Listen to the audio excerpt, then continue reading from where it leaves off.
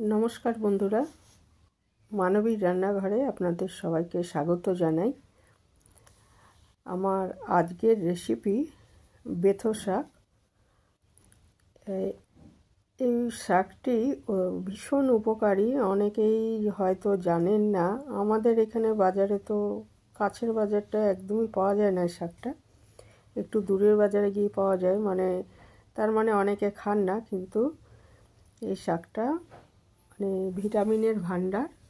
আর fatty liver, diabetes, cholesterol যাদের আছে, রক্ত যাদের কম আছে, সবার জন্যই খুব ভালো এবং ছোটদের জন্য স্বাভাবিকভাবেই ভালো।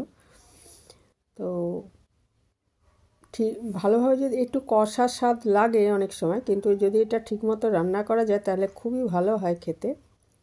তো আমি কিভাবে রান্না করি সেটাই দেখাচ্ছি। দুঃখের বিষয় হলো যে এটা তো সারা বছর পাওয়া যায় না, শাকটা এই সময়টাই পাওয়া যায়, আর একটু দেরি হয়ে গেছে, ফুল চলে এসছে শাকটায়। তো আমি এখানে একাটি শাক নিয়েছি। এটা ওই পাতাগুলো নেব, আর ডাঁটার যে অংশটা খুব নরম সেই অংশটা নেওয়া যেতে পারে, বাকি ডাঁটাটা ফেলে দিতে হবে, কারণ নাহলে শক্ত লাগবে।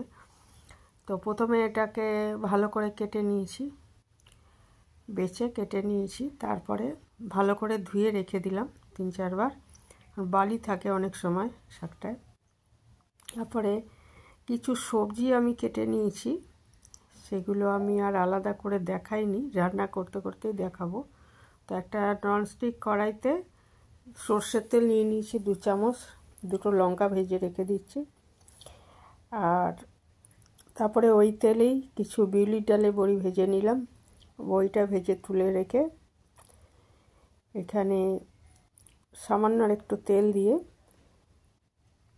ওই ফোড়ন হিসাবে এটা দেওয়া হয় কালো জিরে। কালো জিরেটা আমি পরে দেখাচ্ছি।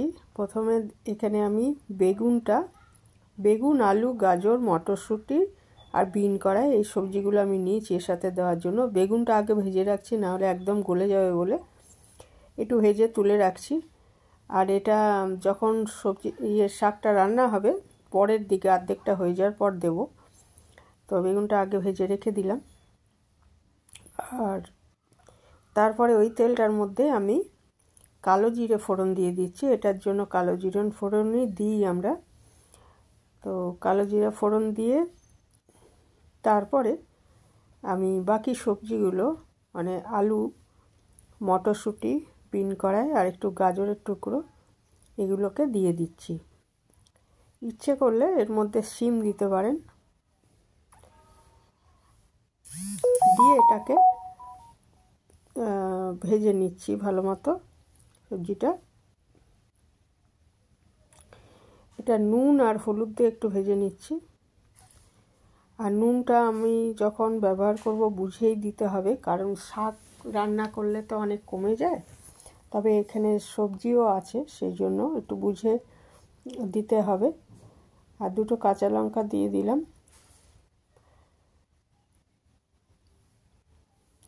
আর এই সবজিগুলো একটু ভাজা হয়ে গেলে এর মধ্যে আমি কেটে এবং ধুয়ে রাখা শাকগুলো দিয়ে দিলাম। দিয়ে একটু ভালো মতো নেড়ে চেড়ে এটা ঢাকা দিয়ে আগে 3-4 মিনিট রান্না করে নেব। এটা ভালো মতো মিশিয়ে দিচ্ছি। ঢাকা দিলে কি হবে, রান্নাটা তো জল দেব না, তো ওই শাক আর ওই সবজির থেকে যে জলটা বেরোবে ঢাকা দিলে, তাহলে সেটাই সেদ্ধ হয়ে যাবে সব কিছু। ওই জন্য একটু ঢাকা দিয়ে রান্না করব। আর ঢাকা দিয়ে রান্না করলে পুষ্টিগুণও বজায় থাকে শাকের, সেটাও একটা আছে, পুষ্টিগুণ বেশি বজায় থাকে। এটা ঢাকা দিয়ে আমি 3-4 মিনিট রান্না করে নিচ্ছি। 3-4 মিনিট পরে এটা খুলে আবার এটা ভালো মতো মিশিয়ে দেব।